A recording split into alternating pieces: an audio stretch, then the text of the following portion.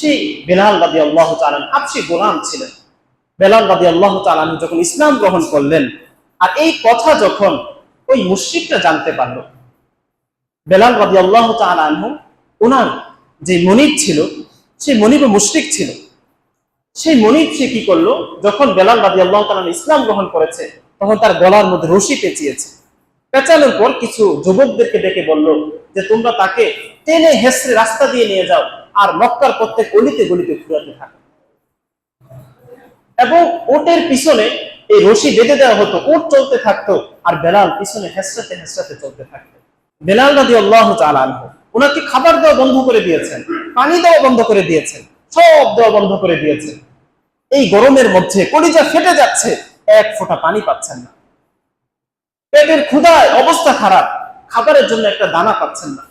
তারপরেও দিয়ে ইসলামকে ছাড়ছেন না, আল্লাহর জন্য অবিচল হয়ে আছেন। এত কষ্ট, এত কষ্ট, তার মাঝে আহাদ আহাদ উচ্চারণ করছেন। সবচেয়ে বড় কষ্ট হলো, যারা মক্কা মদিনায় গিয়েছেন, যারা হজ করেছেন, তারা জানেন যে সেখানে কি পরিমাণ গরম।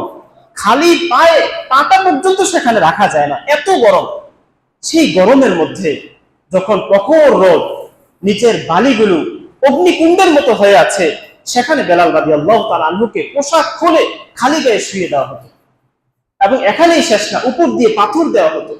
বেলাল রাদিয়াল্লাহু তাআলা ছটফট করতে থাকতেন, এত কষ্ট ছটফট করতে থাকতেন।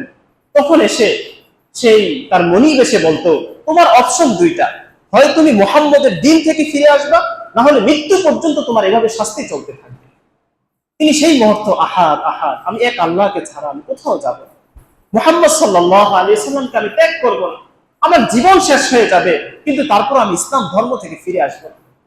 এত শাস্তি ভোগ করেছেন, এত শাস্তি ভোগ করেছেন, তারপরে দিন ইসলাম থেকে ফিরে আসেন। একবার যখন আবু বকর রাদিয়াল্লাহু তাআলা এর পাশ দিয়ে যাচ্ছিলেন, আবু বকর রাদিয়াল্লাহু তাআলা এই অবস্থা দেখে অত্যন্ত মায়া হলো। আবু বকর রাদিয়াল্লাহু তাআলা এসে তার মনিবকে বলল যে কত টাকার বিনিময়ে তুমি তাকে আযাদ করবে। তো সেই মুশরিক বড় খারাপ ছিল, সে বিশাল একটা অঙ্কের টাকা চেয়েছে।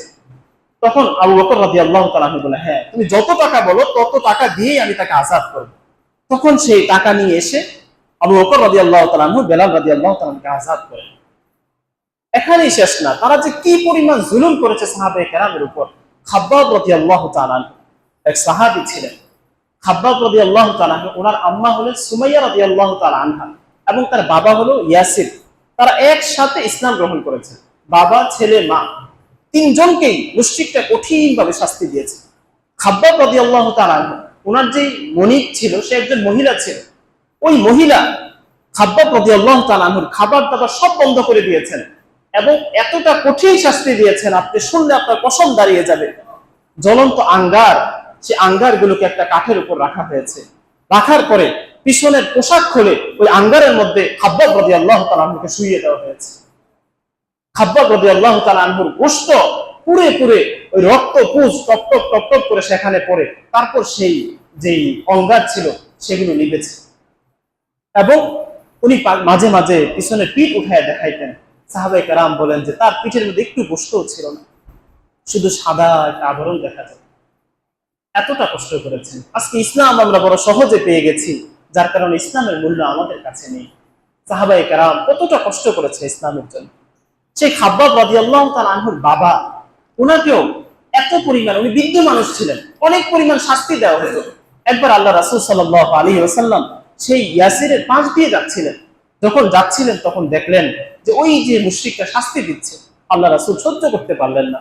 আল্লাহ রাসূল চোখের পানি ফেলে দিলেন, চোখের পানি ছেড়ে বললেন, হে ইয়াসিরের বংশধররা, তোমরা আর একটু সবর করো, আমি তো দেখতে পাচ্ছি আর কিছুদিন পরেই তোমরা জান্নাতের মধ্যে প্রবেশ করবে।